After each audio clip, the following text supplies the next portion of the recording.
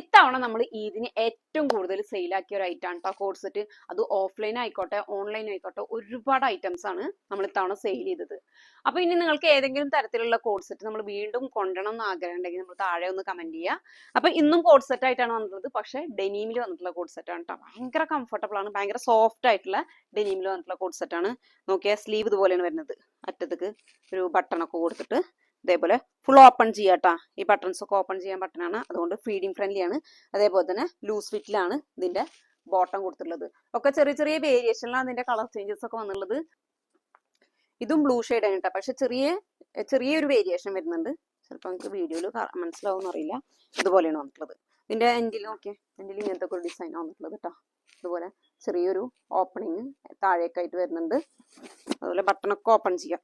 Neck വന്നിട്ടുള്ളത് collar നെക്കാണ് കേട്ടോ. ഇതിന്റെ സൈസിൽ കൊടുത്തുള്ള ഡബിൾ എക്സൽ ആണ്, പക്ഷെ ഒരു ലാർജ് എക്സൽ സൈസ് വരെ ഒക്കെ ഉള്ളവർക്ക് എടുക്കാം കേട്ടോ. നെക്ക് ലെങ്ത് വരുന്നത് 3/4 ലെങ്ത് ആണ് വന്നിട്ടുള്ളത്.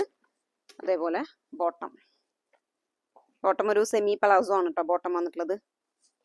അത്യാവശ്യം ലെങ്ത് ഒക്കെ കിട്ടുന്ന ബോട്ടം. പിന്നെ ഇനി അടുത്ത വരുന്ന ഒരു ഡാർക്ക് ഷെയ്ഡാണ് ഇതിന് അടുത്ത കളർ വരുന്നത്. കാണുമ്പോൾ ഏകദേശം എല്ലാം ഒരേപോലെ തോന്നും.